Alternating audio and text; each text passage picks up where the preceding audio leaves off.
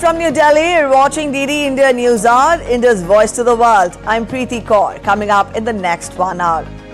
US Secretary of State Antony Blinken will travel to Saudi Arabia to try to restart fraught ceasefire negotiations in Gaza. Parallelly, Hamas delegation is expected in Cairo for ceasefire talks. Ukraine withdraws from 3 villages as the Eastern Front worsens. Situation critical at the area of Kharkiv, Ukraine's second largest city, as Kyiv waits for new delivery of US weapons. Spain's Prime Minister Pedro Sanchez set to announce his plans to stay on or quit the premiership. Thousands march in Madrid, urging Sanchez not to resign. Prime Minister's wife faces business corruption probe. Campaigning for third phase of parliamentary polls gains momentum in the country. Prime Minister Narendra Modi to hold election rallies in Karnataka and Maharashtra, while Congress leader Rahul Gandhi to campaign in Gujarat and Chhattisgarh.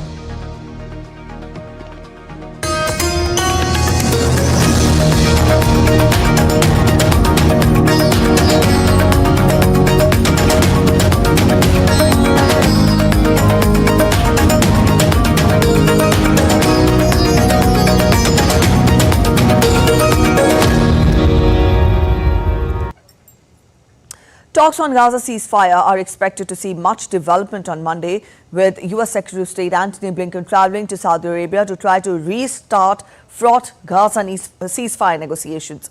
While parallelly, a delegation from Hamas is expected in Cairo, which will likely provide a response to Israeli proposal focused on an initial hostage release. While Egyptian officials have stepped up their own efforts to mediate talks between Hamas and Israel, mediators were working on a compromise solution to answer both the parties' main concerns, intended to set the stage for further negotiations to end the conflict entirely. Intense negotiations mediated by Qatar and Egypt led to the release of 105 hostages in an initial deal last November. US President Joe Biden spoke with Israeli Prime Minister Benjamin Netanyahu on Sunday. The White House said Biden has reiterated his clear position on a possible ground operation in Rafah.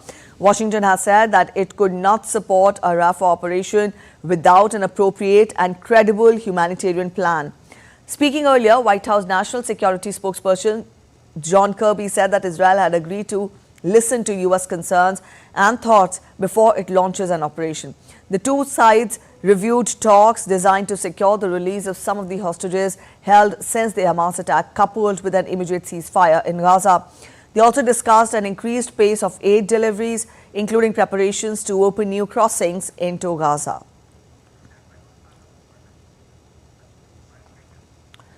Meanwhile, the food aid organization World Central Kitchen would resume operations in Gaza on Monday. It expressed keenness on getting as much food into Gaza, including northern Gaza, as possible. The organization said 276 trucks were waiting to enter via the Rafah crossing, adding it was exploring using a maritime corridor to deliver aid. This comes less than a month after an Israeli attack killed 7 of its workers.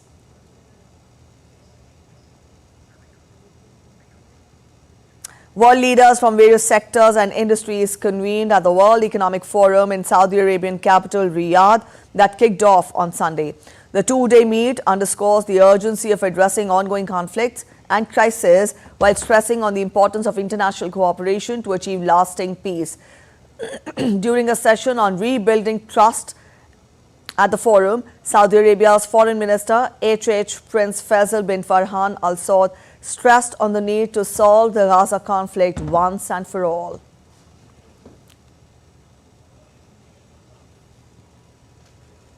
Everybody's interest in the region. Our interest, the interest of the Palestinians, the interest of the Israelis, the interest of the global community of nations, that we find a pathway to resolve this issue once and for all, because that's the only way we are going to avoid, first of all, a repeat, but also we're going to avoid that the suffering that has happened on all sides happens in vain. This is just not an approach that is possible. Fighting in eastern Ukraine has worsened, with Kyiv's troops falling back to new positions in at least 3 places along the front, Ukraine's top general said on Sunday. Ukraine's top commander, Alexander Syrsky, said that his troops had taken up new positions west of 3 villages on the eastern front in order to conserve their forces. Moscow's troops have been slowly advancing since capturing the bastion town of Avdiivka, taking advantage of Ukrainian shortages of artillery shells and manpower. Syrsky said his forces were closely monitoring an increase in the number of Russian troops in the area of Kharkiv, Ukraine's second largest city. He added that there were signs that Russia was directly preparing for an offensive in the north of the country. Ukrainian President Volodymyr Zelensky on Sunday issued a fresh plea to the international community to hurry up and deliver more aid defenses, start formal talks for his country to enter the European Union and invite Ukraine to join NATO. Zelensky said he had just spoken with U.S. House Minority Leader Hakeem Jeffries and thanked Congress for passing the aid package, but added that Ukraine was working with all partners to achieve a speed of deliveries that would allow Ukraine to maintain its positions and disrupt Russian war plans. In my conversation with Mr. Jeffries, I underscored that the Patriot systems are needed and as soon as possible. Also, our teams, Ukraine and the United States, are currently working on a bilateral security agreement. We are already working on a specific text. Our goal is to make this agreement the strongest of all. We are discussing the specific foundations of our security and cooperation. We are also working on establishing specific levels of support for this year and for the next 10 years. On entry to the European Union, Zelensky said that Ukraine had met all conditions for accession talks to start. We remember what this year should bring us in the political sense. This includes the results with the European Union. Ukraine has fulfilled all the necessary conditions for the actual start of accession negotiations, and now the European Union side must fulfill its obligations. North Korea on Monday criticized the United States for supplying long-range missiles to Ukraine. In a statement, North Korea's defense ministry said on Sunday that the U.S. has secretly supplied long-range missiles to Ukraine, sparking off uneasiness and concern of the international community. Military ties between Pyongyang and Moscow are growing, which the U.S. and its allies see as escalating tensions in the Korean peninsula.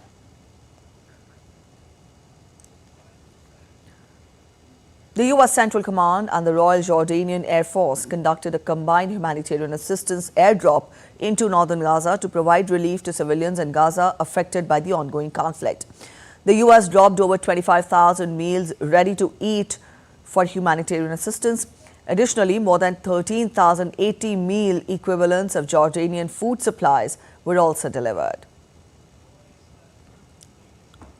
Meanwhile, Israel's military said on Sunday that the amount of humanitarian aid going into Gaza Strip will be ramped up in the coming days. Israel's chief military spokesperson, Dan El-Hagari, said in a statement that the aid increase is a result of using Israel's Ashdod port, as well as a new crossing into northern Gaza and increased aid from Jordan and the U.S. Central Command. Over the last few weeks, the amount of humanitarian aid going into Gaza has significantly increased. In the coming days, the amount of aid going into Gaza will continue to scale up even more. Food, water, medical supplies, shelter equipment, and other aid. More of it is going into Gaza than ever before. This increase in aid is a result of increased efforts, among them opening the Israeli port of Ashdod, and a new crossing that was opened into northern Gaza, and increasing the amount of aid coming from Jordan through Israel, entering Gaza through the Kerem Shalom humanitarian aid crossing. The 2-day G7 ministers' meeting on climate, energy and environment will begin today in Turin, Italy, which heads the G7 rotating presidency this year, currently plans to turn off its coal power plants by 2025. The country is pushing for an agreement among the group of 7 wealthy nations to set a target date for the phase-out of coal in power generation diplomatically. An agreement on this would be one step in the direction indicated by COP28 United Nations Climate Summit in Dubai last year.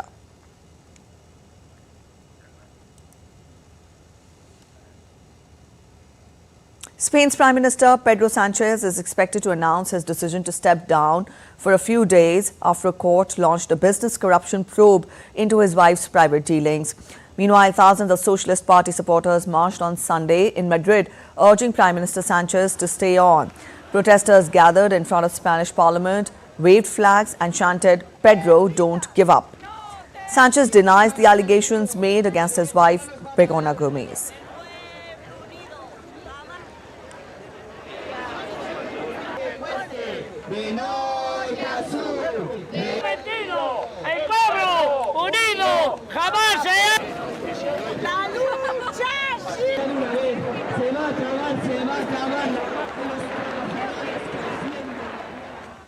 You're watching DD India News Hour. We're heading for a short break, but after the break, thousands of Georgians protest against a bill on foreign agents, even as Georgia's parliament readies to hold the bill's second reading on Tuesday.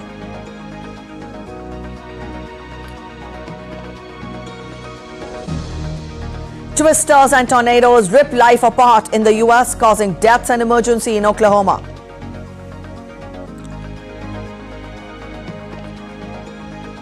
SpaceX 30th Dragon robotic cargo ship expected to return to Earth off the coast of Florida on Tuesday.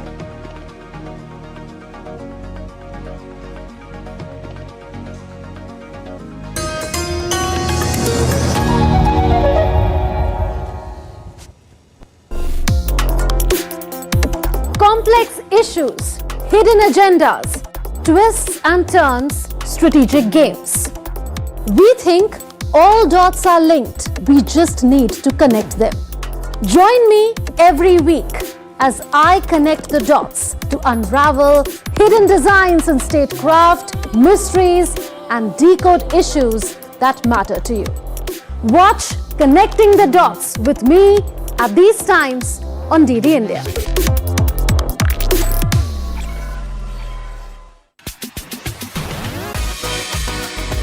India that invents. India that innovates. India that excites. India that invites. Land of possibilities. Teeming with opportunities. Watch India Ideas each Thursday 8 p.m. only on DD India.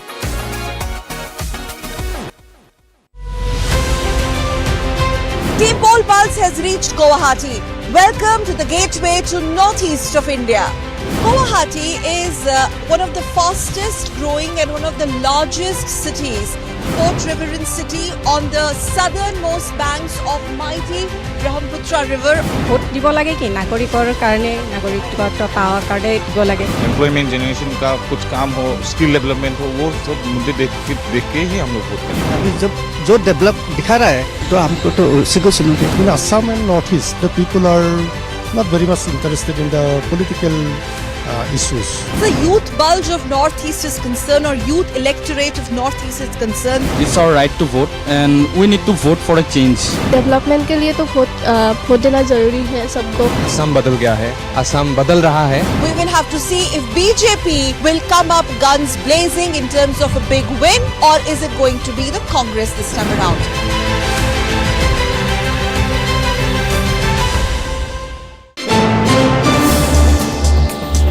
Voice of a rising aspirational world.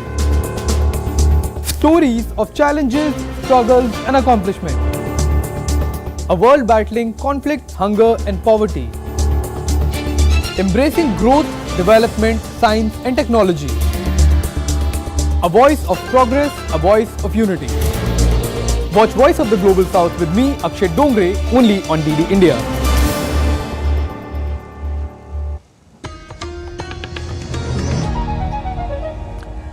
Welcome back after the break. You're watching DD India News Hour and I'm Preeti. Let's continue getting you more international updates. Thousands of Georgians marched past through the capital Tbilisi on Sunday to protest against a bill on foreign agents. Georgia's parliament said it would hold the bill's second reading on Tuesday, with opposition parties and civil society groups calling for mass protests against its expected passage. The EU and Western countries have warned that the bill could halt Georgia's integration with the EU, which granted Georgia candidate status in December. The bill must pass 3 readings in parliament to become a law, as well as overcome a veto by Georgia's figurehead president, who opposes it.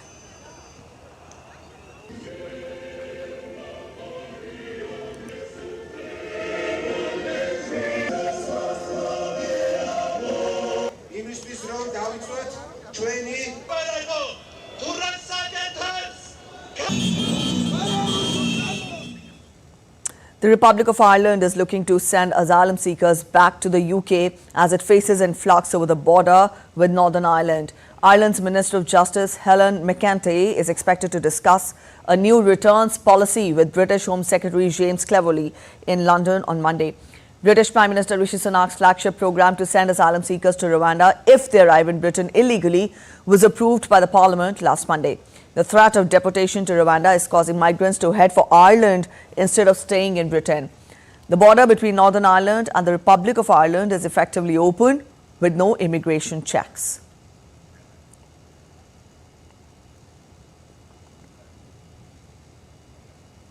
Haiti's Transitional Council will vote for the country's next president on Tuesday as part of the efforts to bring the Caribbean country under control amid rampant gang violence. The Transition Council took power in a ceremony on Thursday, formalizing the resignation of former Prime Minister Ariel Henry. The transitional government's mandate runs until February 2026, by when there are slated to be elections and cannot be reviewed. The council's installation is seen as a key step towards deployment of a multinational security mission Henry requested in 2022 and the United Nations approved more than 6 months ago.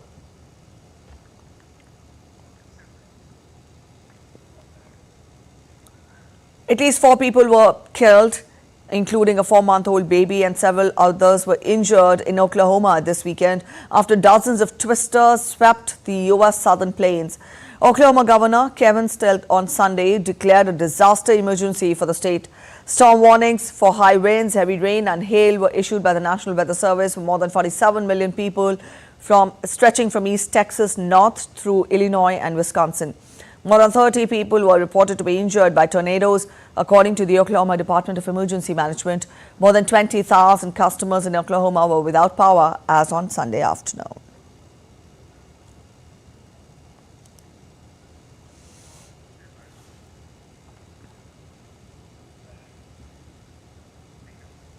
And temperatures rose above 30 degrees Celsius throughout Japan as the country experienced an unseasonal heat wave on Sunday. Temperatures reached above 32 degrees in the city of Date in Fukushima Prefecture. The mercury is expected to rise above 30 in many locations during the daytime on Monday. The meteorological agency said that the temperature rose sharply throughout the country due to a high pressure system covering areas near Japan's main island, Honshu.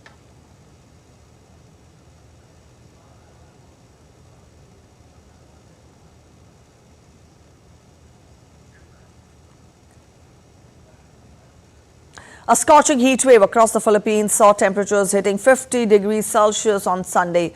Soaring temperatures have prompted authorities to suspend in-person classes in thousands of schools till the 30th of April. The El Nino weather phenomena has intensified the heat in the nation in its summer months of March to May. The unrelenting heat is not expected to dissipate and has a 50% chance of intensifying in the coming days.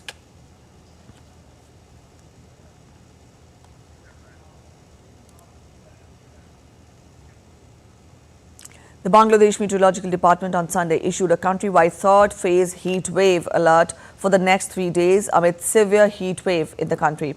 The country's weather service said that the heat wave is likely to continue till Tuesday morning. Earlier, the department had issued a 72-hour heat wave alert during its second phase on Thursday.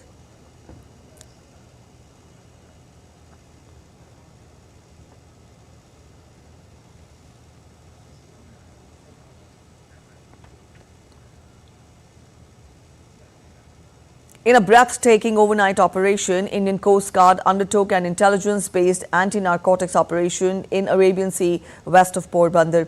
Approximately 86 kilograms of narcotics worth 600 crore Indian rupees has been apprehended along with 14 crew members from a Pakistani boat.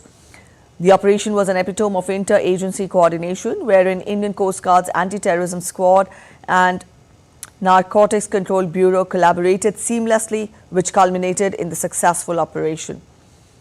The ships and aircraft of Indian Coast Guard were deployed on concurrent missions to effect the operation. The Pakistan boat, along with its crew, has been apprehended and is being brought to Porbandar for further investigations.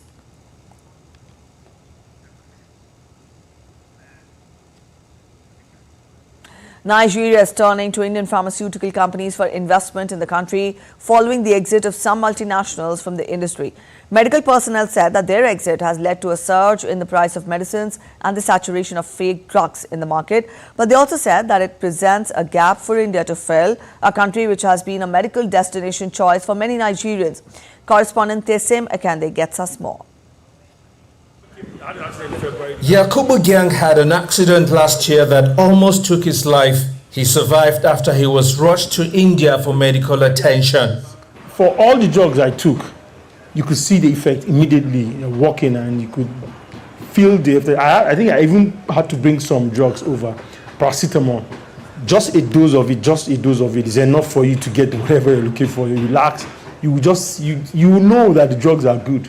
Gang is among an estimated 40,000 Nigerians who visit India annually for medical treatment, according to the Indian High Commission in Nigeria. His country has for years relied on pharmaceutical products from multinational companies. But some of the companies are leaving the country, saying the business environment is unfriendly. Last year, UK-based pharmaceutical company GlaxoSmithKline and French pharmaceutical multinational Sanofi both announced their withdrawal from Nigeria. They are among other companies that have wound up operations in the country. Health experts say the situation has led to counterfeit drugs in the market and a sharp rise in the cost of medicines, some soaring by over 1,000%. You have a lot of people who are dying because they can't afford their basic medication. That's happening even as we speak. Medical workers say there are therefore opportunities for Indian investments in the pharmaceutical industry in Nigeria and are calling on the Nigerian government to make the investment environment friendly. If these people can come in and make the drugs cheaper, okay, but then we're able to get value for our money, patients are able to get medications and it works for them, why not? By all means, we welcome them. The government says it is streamlining taxation, improving power supply, and addressing other concerns to encourage investments from places like India. Tassim Akende in Jos, reporting for DD India.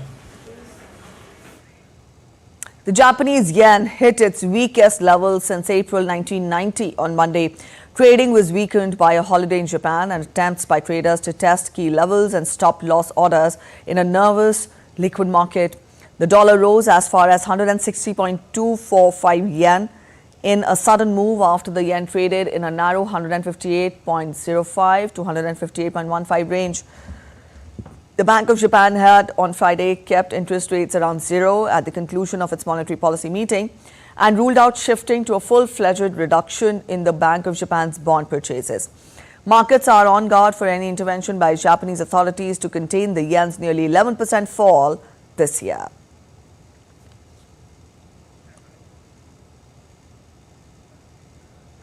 Meanwhile, the Federal Reserve's May 1 policy review is the prime focus for markets this week. Investors are already anticipating a delay in its rate cuts after a batch of sticky U.S. inflation, and its officials, including Chair Jerome Powell, emphasized even those plans are dependent on data. The Fed is seen holding its benchmark interest rate steady at 5.25% to 5.5% at the April 30th and May 1st meeting. Investors now see perhaps only a single cut this year, currently anticipated by November.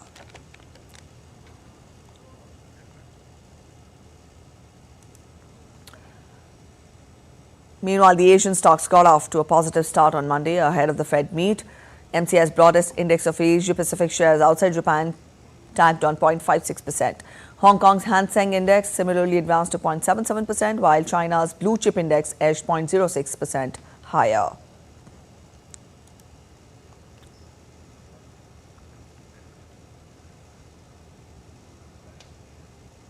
A quick look at other stories making it to the headlines from across the world.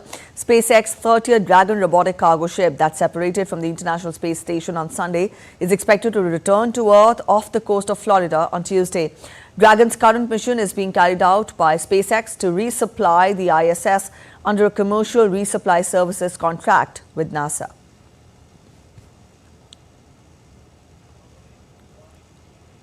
Saudi Arabia is eyeing to source lithium from overseas in order to produce electric vehicle batteries and invest in the EV sector.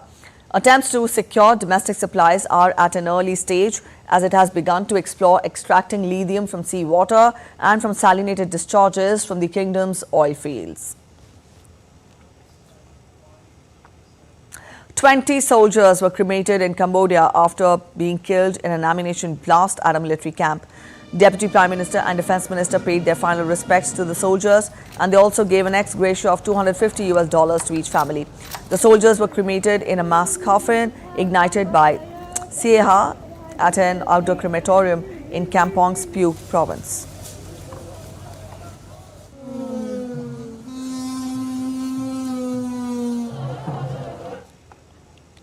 Pope Francis made his first trip out of Rome for 7 months on Sunday with a packed visit to Venice. Hobbled by recent bouts of ill health, the Pope read out 3 speeches and a homily during his 5-hour stay. He also moved around the lagoon city by wheelchair, golf buggy and motor launch.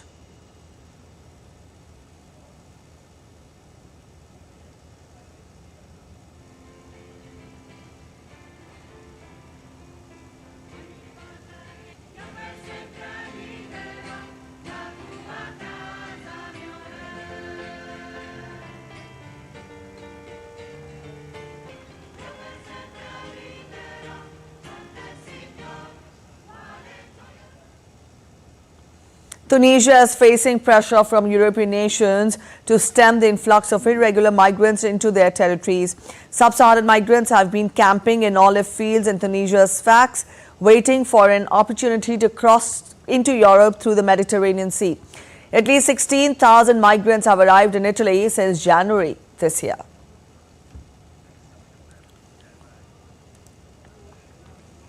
You're watching DD India News Hour. We're heading for a short break, but after the break, the Indian diaspora in the UK hold Run for Modi event showcasing support for the ruling BJP and Prime Minister Narendra Modi.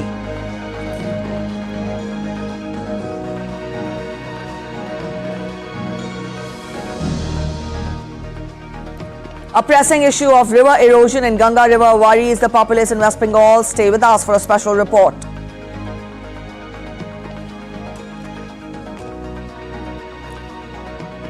Amid the state of Uttarakhand grappling with fires, fire officials prohibited from taking leaves during the forest fire season.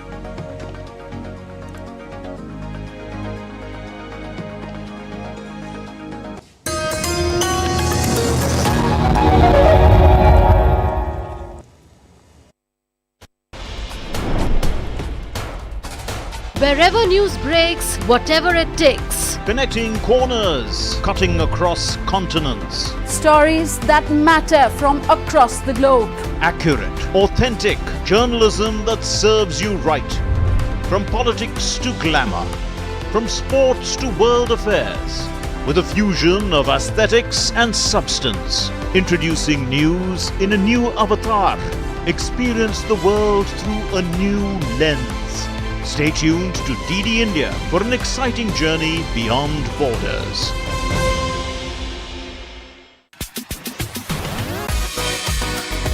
India that invents. India that innovates. India that excites. India that invites. Land of possibilities. Teeming with opportunities. Watch India Ideas each Thursday 8 p.m. only on DD India.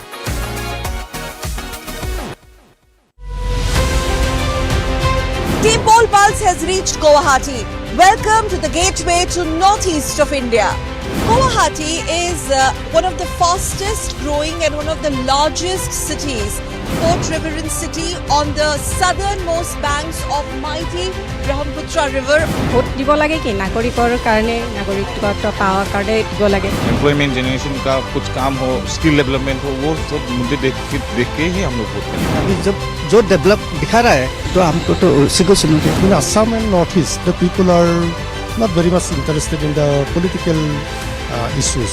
The youth bulge of Northeast is concerned, or youth electorate of Northeast is concerned. It's our right to vote and we need to vote for a change. Development के लिए तो vote देना जरूरी है सबको। असम बदल गया है, असम बदल रहा है। We will have to see if BJP will come up guns blazing in terms of a big win, or is it going to be the Congress this time around?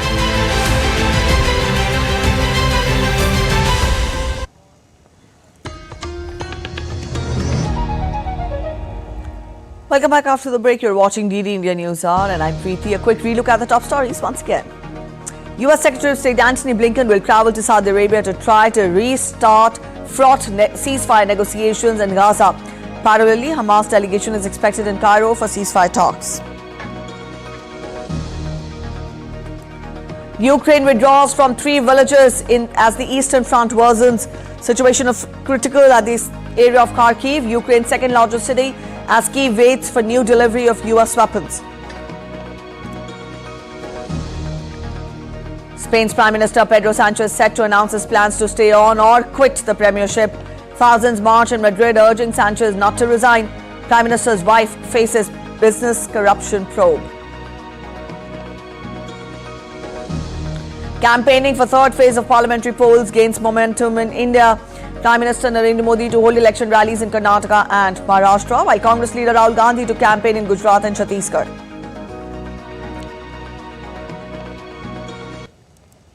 All right, let's turn focus to the world's largest democratic election in India.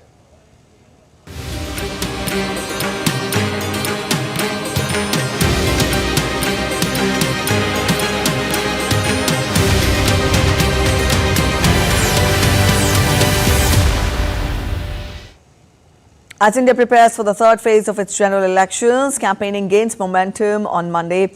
Voting will be held in 93 parliamentary seats in this phase on May 7th. Prime Minister Narendra Modi is set to hold rallies in Maharashtra and Karnataka today. 11 lower house constituencies in Maharashtra and 14 in Karnataka will be going to polls in phase 3.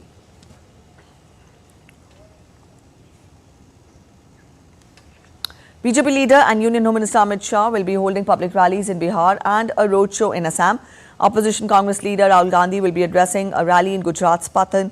25 seats in the state are going to polls in the third phase. NCP leader Sharad Pawar and Shiv Sena Uddhav Balasaheb Thackeray parties Uddhav Thackeray are scheduled to hold a joint rally in Maharashtra. Prominent leaders, including BJP leader and Union Ministers Rajnath Singh and Smriti Irani, will be filing their nomination papers on Monday. Rajnath Singh will be seeking a third term from Lucknow seat in Uttar Pradesh state, while Smriti Irani will be filing nomination papers from Amethi, where she is the sitting MP. On Sunday, Irani was seen riding a scooter as she met people in Amethi. The poll battle has been closely watched in the constituency, with the opposition Congress yet to announce a candidate. In 2019, Irani had defeated Congress leader Rahul Gandhi from Amethi.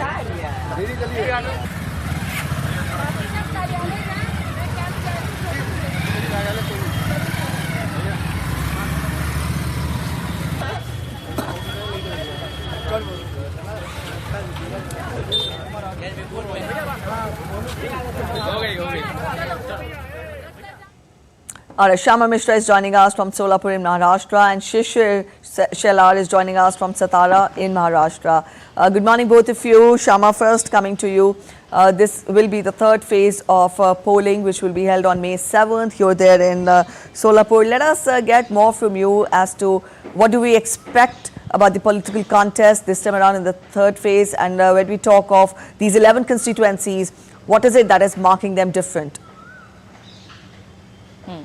Good morning, Preeti. Just a small correction. I am here in Satara.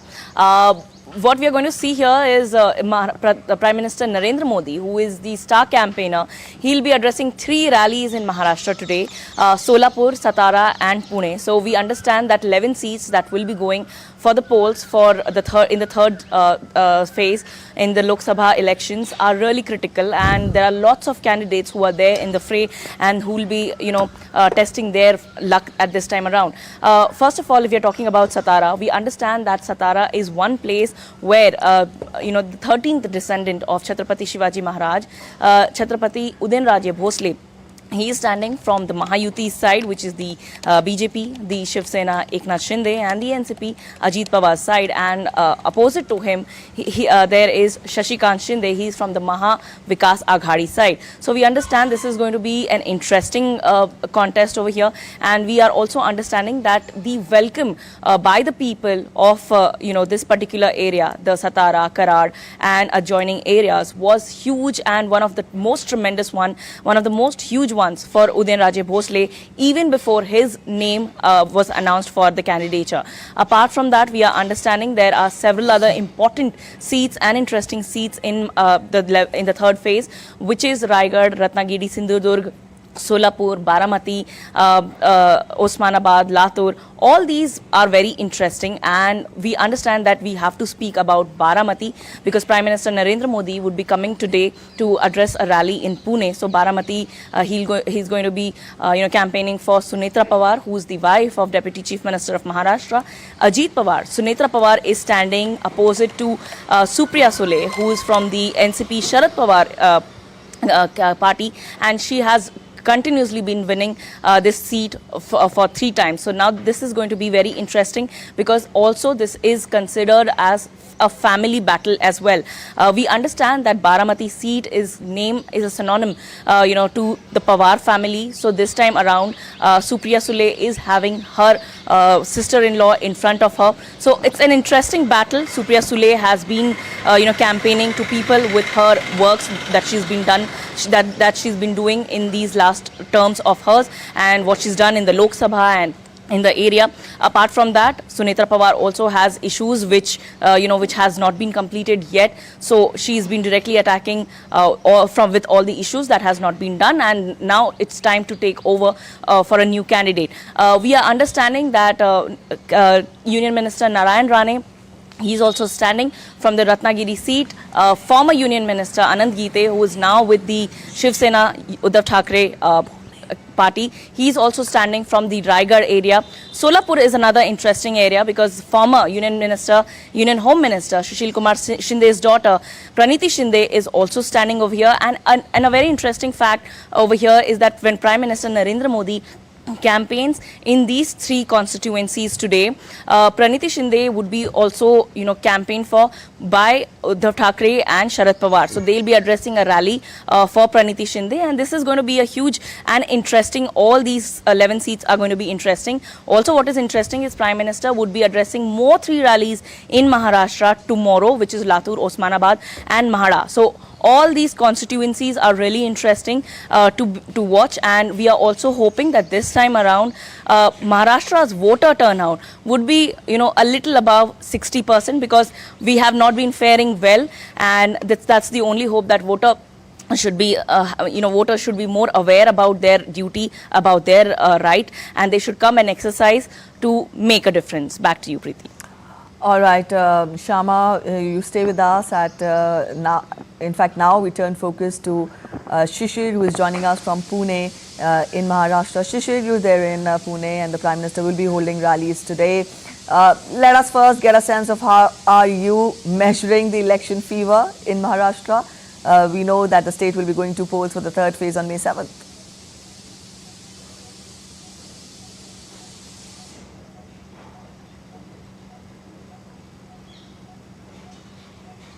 Well, absolutely, Preeti. The 3rd phase is going to be very important, and as our colleague Shama has just mentioned, that we're going to see some of the important battles here. on all these 11 seats here, but some of them are quite important one. And in the entire Maharashtra, I would say the country is looking at this seat as obviously the Baramati one, which is mentioned. The another important seat is of course Pune, because Pune is a second important city, an emerging city in Maharashtra after Mumbai.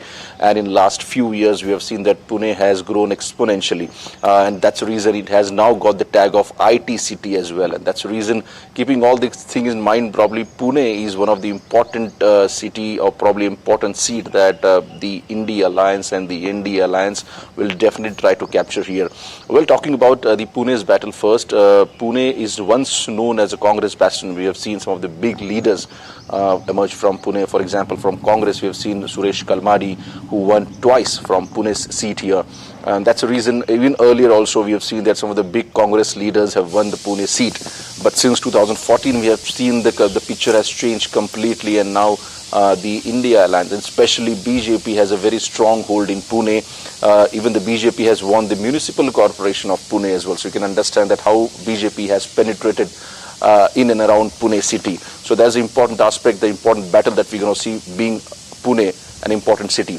The second important aspect, Preeti, I would like to highlight here, that Prime Minister will be here in Maharashtra, and last 2 and 3 days we have seen that he'll be going to addressing almost 7 rallies. So you can understand how important these seats are. We have seen Baramati, we have seen Pune, which will be going for the poll. Again, Satara seat is quite important. Kolhapur seat is also very important, from perspective here. So these western region of Maharashtra, where the Prime Minister is more focusing on, and that's the reason we have seen more rallies, almost 7 rallies from these areas, especially from the constituencies of the Western Maharashtra constituencies. Prime Minister will be conducting here starting from today.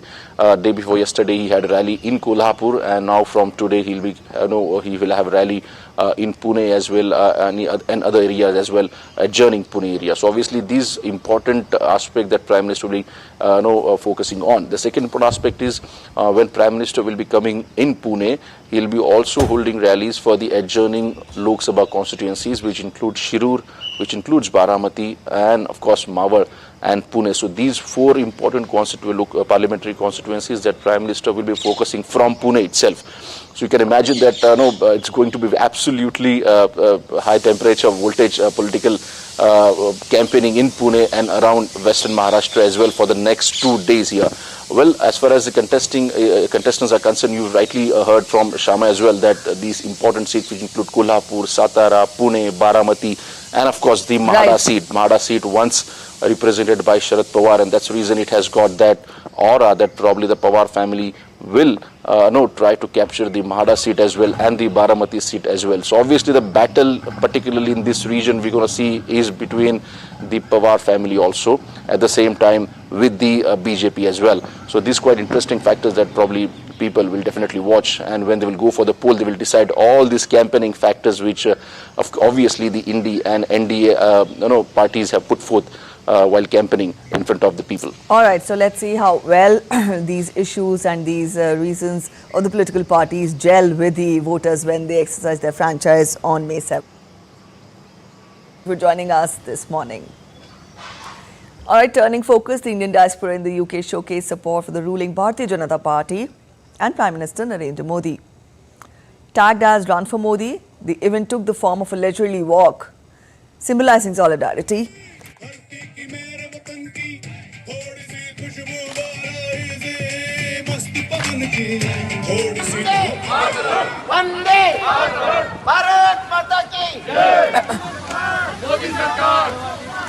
And symbolizing solidarity and support for Prime Minister Narendra Modi's re-election campaign.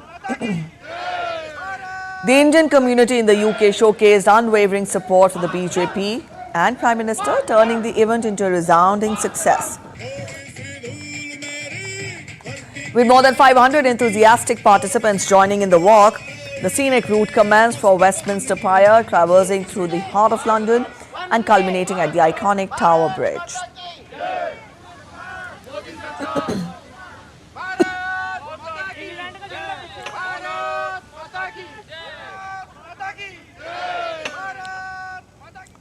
All right, in some more news related to parliamentary polls in India, 4 parliamentary seats in West Bengal, Uttar and Dakshin Maldaha, Jangipur and Murshidabad are going to polls in the third phase of the Indian national elections on 7th of May. That is the third phase of polling. A large part of this area is settled along the banks of the Ganga River, which is the world's second largest river by volume. The Prasar Barrage was built across the river and operationalized in the early 70s to desilt the Ganga and supply water to a nearby thermal plant and even for drinking purposes. But it hasn't been effective in desilting, leading to the problem of river erosion, an emotive issue for over 500,000 affected voters in the area. Take a look.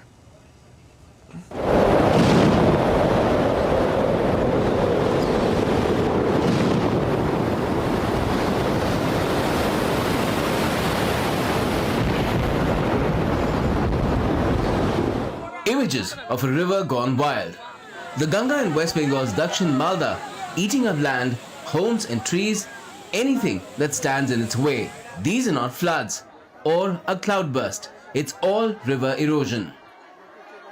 Once the river's spate subsides, this is the aftermath. Broken homes and other structures like schools, shops and health centers, eroded banks. A large part of West Bengal's parliamentary seats of Uttar and Dakshin Malda, Jangipur and Murshidabad, where village after village can be seen settled along the Ganga river's banks, suffers from river erosion.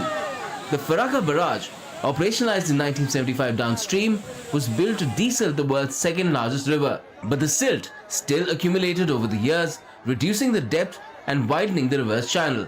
Each monsoon, the river swells up and chews away land, leaving villagers along its banks homeless and bereft.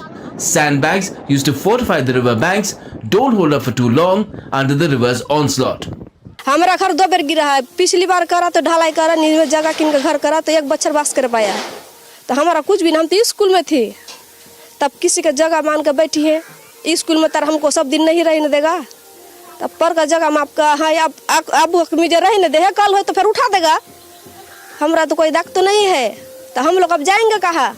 समस्या बहुत बड़ा समस्या है। ये बाढ़ का समस्या नहीं है, जो बाढ़ आया 2-3 दिन रह के बाद 1 सप्ताह रह के उसके बाद बाढ़ चला गया। ये गंगा कटाव है। गंगा कटाव में जब जो चला जाता है वो दूसरे बार फिर के नहीं आता है, जो चला गया वो चला गया, वो दूसरे बार नहीं आएगा। ये सबसे बड़ा समस्या है। और यहाँ पे सेंट्रल गवर्नमेंट और स्टेट गवर्नमेंट जो है हम चाहते हैं वो मिलजुल कर यहाँ पे कंक्रीट का एक बंधन दीजिए। The issue of river erosion falls in the domain of both the centre and the state. The BJP, which rules the centre, accuses the Mamata Banerjee-led Trinamool Congress government in the state of doing little to address the problem despite getting central funds. The Congress, which ruled at the centre for decades till the BJP replaced it with its coalition, blames them both. And the Trinamool says it has taken some steps to tackle the river erosion issue, but it needs the centre's cooperation and funds to be able to do more. 6 महीने पहले केंद्र ने 51 करोड़ रुपया दिया, लेकिन state तो नहीं दिया अभी तक। राज्य को काम करने का कोई कोशिश नहीं है, कोई उसका उदासीनता जैसा दिखा रहा है। वो वोट के समय सिर्फ प्रचार के लिए चमक देना चाहता है, बड़ा बड़ा प्रतिश्रुति दे देता है, लेकिन वोट जब हो जाता है, वोट का जनगण का आशीर्वाद मिल जाने के बाद वो लोग फिर काम करना तो दूर की बात है, वो लोग से मिलना भी नहीं चाहता है। यही मैं चाहता हूँ कि पहले आप लोग जो है इलेक्शन में कांग्रेस को फिर से लाइए। कांग्रेस का गवर्नमेंट अगर आएगा तो हम लोग कोशिश करेंगे कि इसको फिर से जो है स्टोन को दे करके जो है प्रिवेंशन किया जाए और जो गहराई है नदी का उसको फिर से जो है डीप किया जाए, ताकि जो बैक साइड इरेशन हो रहा है वो बंद हो जाए। আমাদের পশ্চিম বাংলার মুখ্যমন্ত্রী মাননীয় মমতা বন্দ্যোপাধ্যায় তার নিজস্ব তহবিল থেকে এলাকার মানুষের যাদের বাড়িঘর পড়ে গেছে তাদেরকে 1 কাঠা করে জমি দিয়েছেন, 70,000 টাকা করে বাড়ি তৈরির জন্য দেওয়ার ব্যবস্থা করেছেন এবং 100 কোটি টাকা গঙ্গা ভাঙনের জন্য দিয়েছেন, কাজ চলছে। আগামী দিনে কেন্দ্রীয় সরকার যদি এই নদীর উপর একটু নজর দেন তাহলে এটা কংক্রিটের বাঁধন হতে পারে। Imagine a mighty river which is otherwise a boon but becomes a bane if you're living too close to it for comfort. That is what the fate of over 50 villages is along an 8-kilometer stretch of the mighty Ganges, because they suffer from massive river erosion especially at the time when the river swells up during the monsoons and resembles an ocean. Come election time, they're looking for a permanent solution to their existential problem. With camera person Uttam Singh, this is Gautam Roy in Dakshin, Malda for DD India. Our shifting focus in its latest weather update, the Indian Meteorological Department has reiterated its warnings about the heat wave, which will be holding several states in its grip. The IMD has issued a red alert for Odisha and West Bengal, an orange alert for Bihar and Jharkhand, and a yellow alert for eastern Uttar Pradesh and northern parts of Kerala. The heat wave conditions are likely to get more severe, with a possibility of further rise in maximum day temperatures in Bengal and Odisha due to the prevailing hot and humid conditions. The residents of Delhi NCR got little respite from the scorching heat after Friday's spell of rainfall brought down the maximum temperature, but IMD has further predicted that the maximum temperature will cross the 40 degrees Celsius mark again on Monday. Additionally, intermittent rain accompanied by thunderstorms and hail lashed several parts of Himachal Pradesh, while the tribal areas received fresh snowfall on Saturday, causing a sharp dip in mercury levels. A raging forest fire incident in Uttarakhand has escalated to alarming proportion. The fire that broke out in Nainital on Friday has prompted the administration to mount a concerted effort to contain the blaze, calling upon both Forest Department employees and army personnel for assistance. Meanwhile, 3 people were arrested amid raging forest fires in Uttarakhand, especially in the Kumaon region.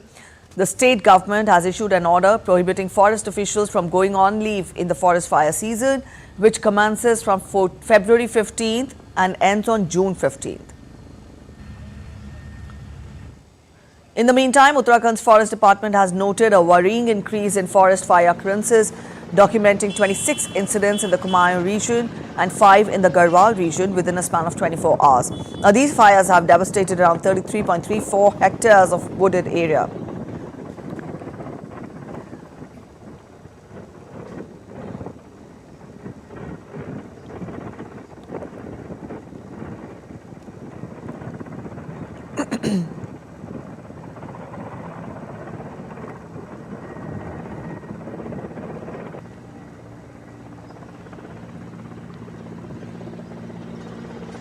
On Sunday, a fire broke out in Uttarakhand's Almora near Patal Devi. Uttarakhand police prevented it from reaching the populated area.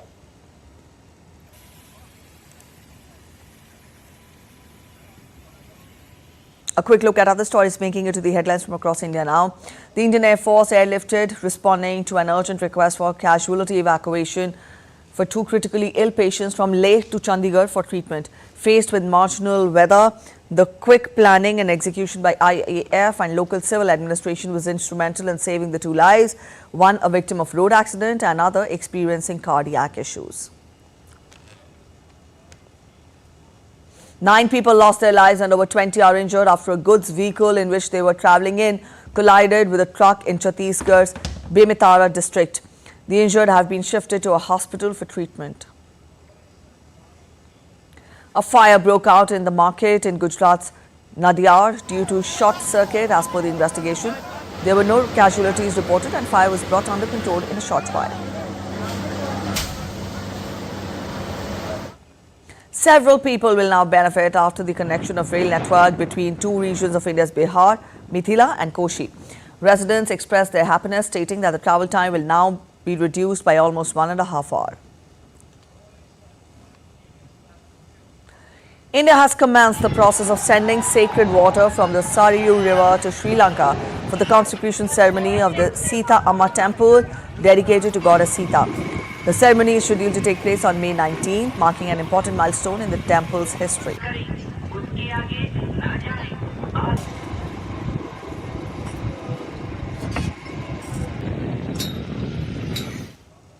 Let's turn focus to sports now. In Madrid Open, Carlos Alcaraz eased past Brazil's Thiago Seyboth-Wild 6-3, 6-3 to reach the 4th round of the competition, that is Madrid Open.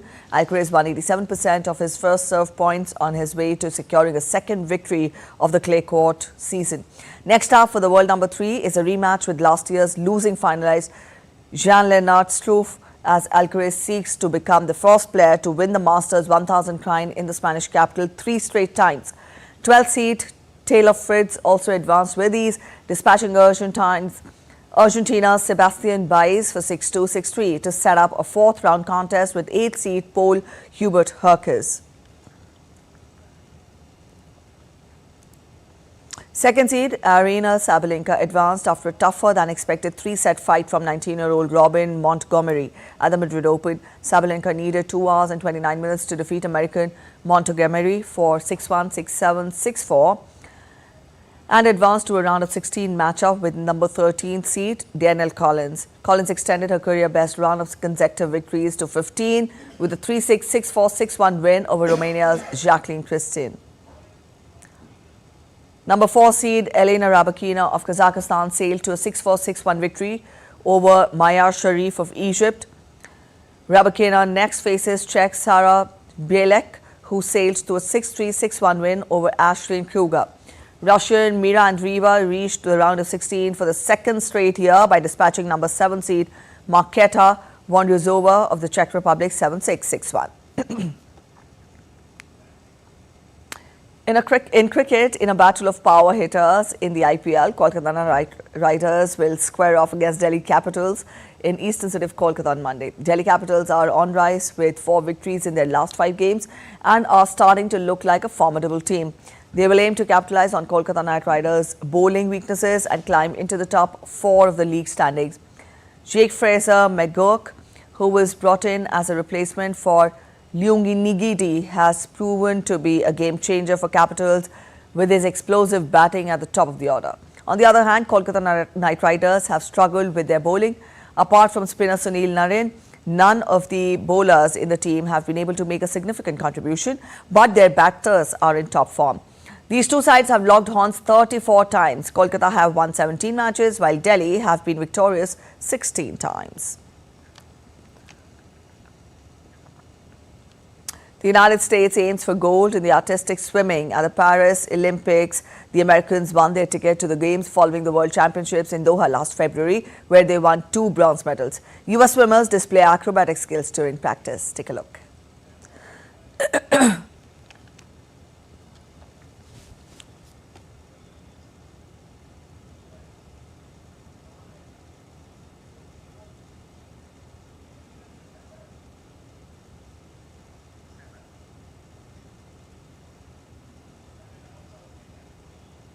That's it in this edition of DD India News Hour. But let us know your thoughts on the news of the day. You can connect with us on social media platforms. And for all those of you on the go, you can get all the latest news and updates on India and across the world on DD India mobile app. The app is available on iOS and Android platforms. Scan the QR code on the screen to download now. We'll be back with more news as it breaks here on DD India. I'm Preeti Kaur signing off, and from all of us in Delhi, thanks for watching DD India News Hour.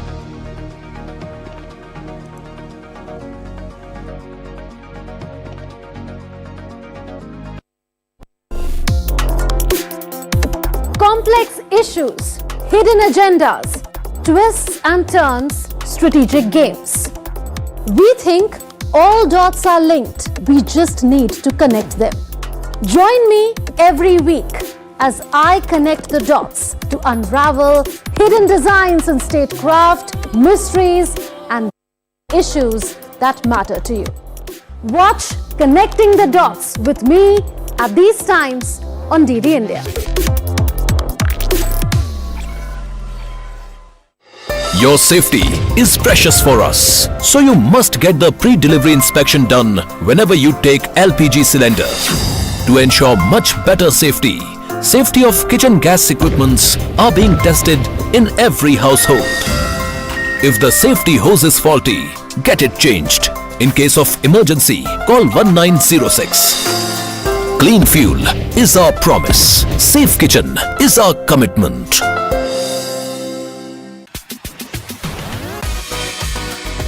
India that invents. India that innovates. India that excites. India that invites. Land of possibility. teeming with opportunities. Watch India Ideas each Thursday 8 p.m. only on DD India.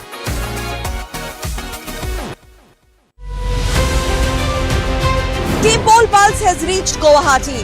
Welcome to the gateway to northeast of India. Guwahati is one of the fastest growing and one of the largest cities, port riverine city on the southernmost banks of mighty Brahmaputra river.